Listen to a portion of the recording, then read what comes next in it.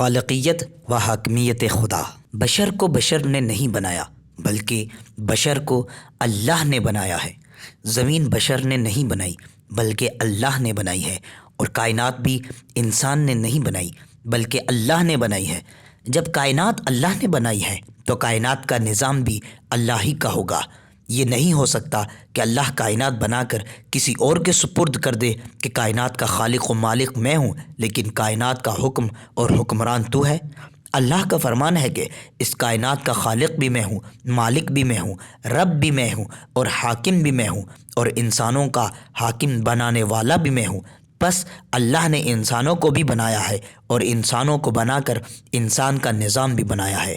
اللہ نے انسان کا نظام انسان کے سپرد نہیں کیا بلکہ اپنے نمائندوں، معصومین اور پاکیزہ ہستیوں کے ذریعے یہ نظام اہل زمین تک پہنچایا، اور انہیں بتا دیا کہ اے انسان، تیرا مالک بھی میں ہوں، تیرا خالق بھی میں ہوں، تیرا رب بھی میں ہوں، تیرا الہ بھی میں ہوں، تیرا معبود بھی میں ہوں، تیرا حاکم بھی میں ہوں، اور تجھ پر حاکم مقرر کرنے والا بھی میں ہوں۔ میں جب تجھے خلقت دوں تو تیرا کام خلقت کو قبول کر لینا ہے۔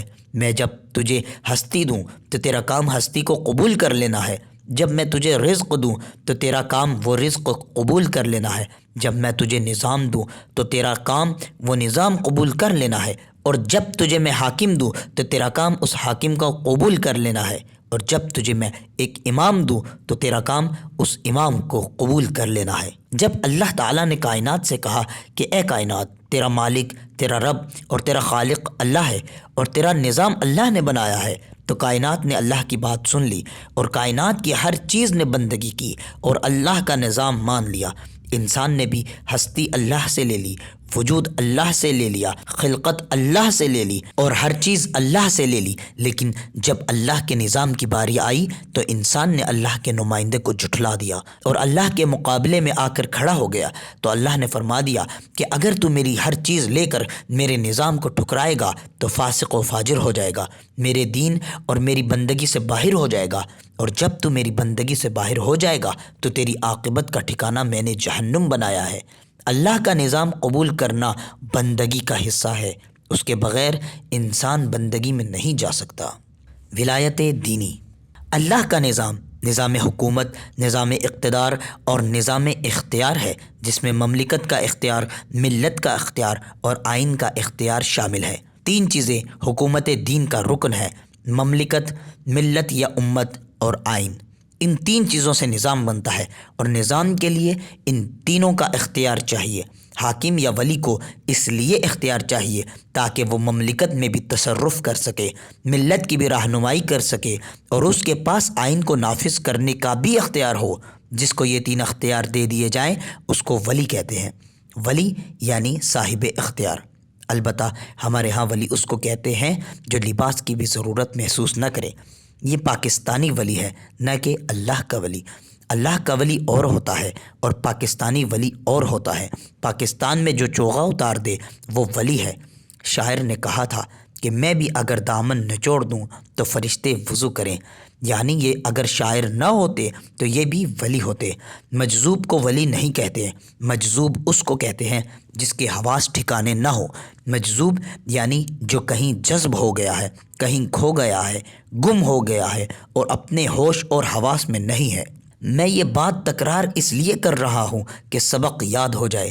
معلم بچوں کو پہاڑے اتنے تکرار کراتا ہے کہ سب کی زبان پر چڑھ جائیں۔ آج جو کلاس ہماری ہے اس میں الفاظ دین کے ہیں لیکن مفاہیم دین کے نہیں ہیں۔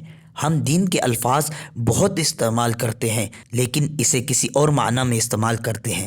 دین یعنی آئین، ولی یعنی اختیار رکھنے والا، اور ولایت یعنی اختیار۔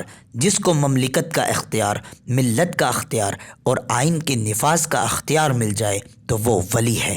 اللہ تعالیٰ کا فرمانا ہے کہ تمام زمین اللہ کی ہے اور تمام ملت مخلوق خدا ہے۔ اللہ کا فرمانا ہے کہ یہ میری مخلوق اور میری خلقت ہے۔ انسانوں کو انسان نے نہیں بنایا بلکہ اللہ نے بنایا ہے۔ زمین کو انسان نے نہیں بنایا بلکہ زمین کو بھی اللہ نے بنایا ہے۔ اسی طرح دین اور آئین انسان نے نہیں بنائے بلکہ دین اور آئین بھی اللہ نے بنائے۔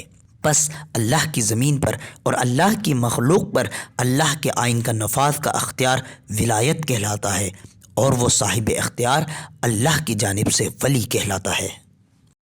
ولایت کا ایک نمونہ، باپ کو بچوں کا ولی بنایا گیا ہے، یعنی وہ بچے جو پیدا ہو چکے ہیں ان بچوں کا اختیار باپ کو دیا گیا ہے۔ وہ بچے جو ابھی پیدا نہیں ہوئے، باپ ان کا ولی نہیں ہے اور ان بچوں کو پیدا ہونے سے روک نہیں سکتا۔ اللہ نے یہ باپ کو اختیار نہیں دیا کہ جو بچے پیدا ہونے ہیں انہیں آپ یہ سمجھ کر روک دیں کہ ان کو کھلائیں گے کہاں سے، ان کو پلائیں گے کہاں سے۔ آپ بچوں کے ولی ہو، رازق نہیں۔ اپنے اوپر توہم ربوبیت اور توہم رزاقیت نہ رکھو۔ اللہ تعالیٰ کا فرمانا ہے کہ وَلَا تَقْتُلُوا أَوْلَادَكُمْ خَشْيَةَ إِمْلَاقٍ، سورہ اسراء آیا 31۔ رزق و روزی کے ڈر سے اپنے بچوں کو قتل مت کرو۔ جو اپنے بچوں کو ضائع کروا دیتے ہیں یہ سب قاتلین میں شمار ہوں گے، اور قاتلین اولاد سب سے برے قاتل ہیں۔ اپنی اولادوں کو کیوں قتل کرتے ہو اور کیوں بچوں کو ولادت اور پیدائش سے روکتے ہو؟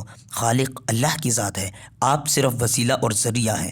جو پھل درختوں پر لگتا ہے، درخت نہ اس پھل کے مالک ہیں، نہ اس پھل کے رب ہیں، اور نہ اس پھل کے رازق ہیں، بلکہ درخت فقط ایک ذریعہ ہے۔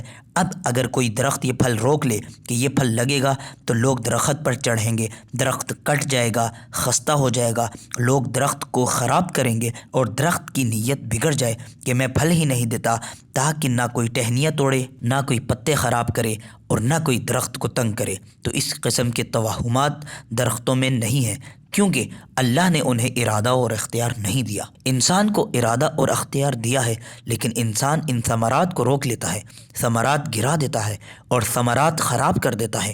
یہ ثمرات اللہ کی امانتیں ہیں، اور ان امانتوں کو وفا کرو۔ امانتوں کو امانت داری کے ساتھ وہاں پہنچا دو جہاں کے لیے یہ امانتیں آپ کو دی گئی ہیں۔